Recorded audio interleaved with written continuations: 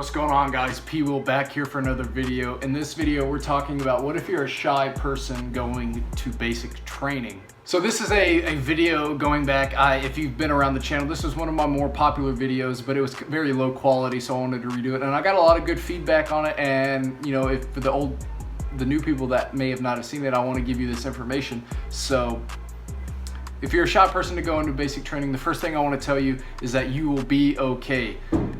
You're not going to die because you're scared of talking in front of people or getting to know people. You'll be okay. You'll make friends. But there's two routes that you can take if you are a shy person to give you some hope and some guidance and something to look forward to in basic training. So I was shy too. You'll survive. Technique number one is use BCT as an opportunity to get out of your comfort zone, bust out of your shell. People say that are shy, they're in their shell. Bust out of your shell, and there's nothing that will do that like standing in front of a platoon of your peers trying to complete a common task given to you by the drill sergeant. What's good about this route is that it gives you confidence. Confidence is so important. Like I was saying, you will develop so much confidence standing in front of a platoon of your peers and leading them.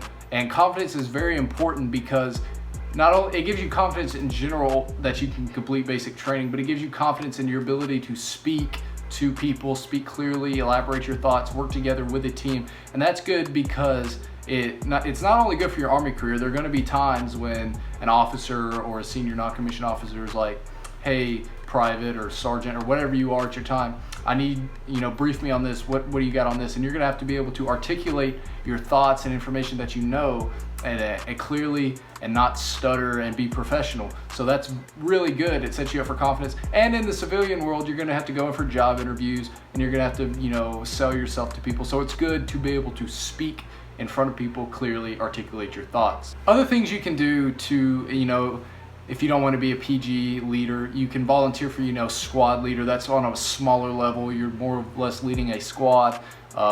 You can do barracks leader. That's people who set the sleeping fire guard roster and cleaning rosters and all of that. So there's other ways. You can, lead fellowship within the barracks. It doesn't necessarily have to be religious. Just, people do gather in their free time and talk and have different little groups, and you can lead one of those groups. Be like, hey guys, let's talk. If anybody wants to talk about whatever, it could be about whatever, but you can lead fellowship.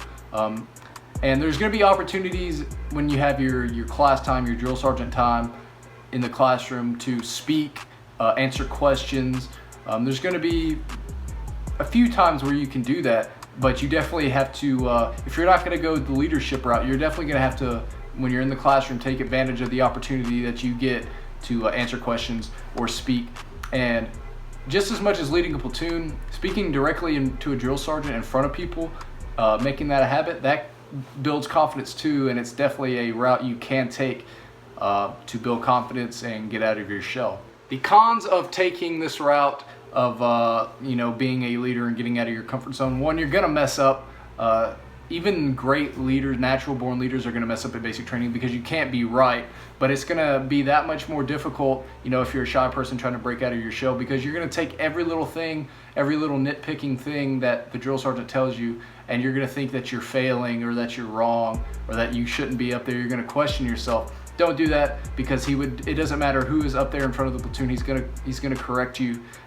It just feels more difficult or feels more embarrassing because you're in front of everybody, but he's going to correct you on your marching and your facing movements and calling the platoon to attention. It took me like 2 days to figure out how to call the platoon to attention correctly, or something like that.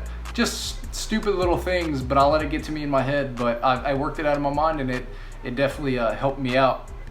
Other cons, the drill sergeants definitely are going to know who you are, so your plans of sliding under the radar are good as gone, which is good and bad. If you do a good job, the drill sergeants will know, hey, Private Wilson's reliable or Private Snuffy's reliable. But you will take the blame for when something doesn't get done or anything like that. But in the end, you shouldn't be doing it for this reason, but all your hard work, you could get promoted in basic training like I did. Not bragging, that's just the facts.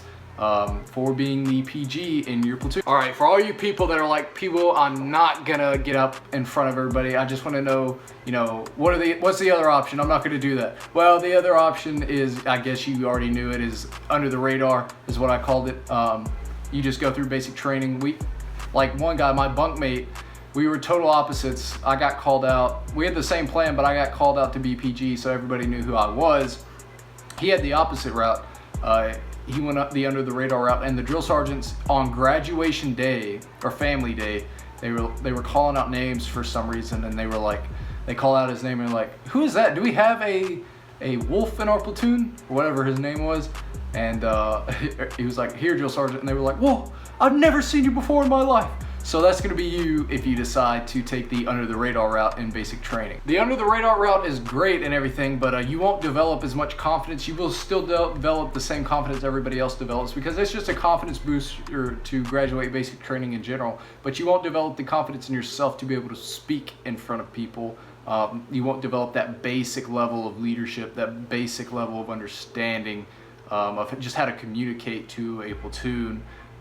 And you're just kind of delaying the inevitable in your Army career, because there's going to come a day, it could be an AIT, it can be when you get to your first duty station, you're going to have to get up in front of people and talk. You're going to be expected eventually to lead PT in front of a platoon or your section or whatever. There's going to come a day, or you're going to have to speak in front of your peers for a briefing or in front of officers, or there's just going to come a day where you're going to have to talk.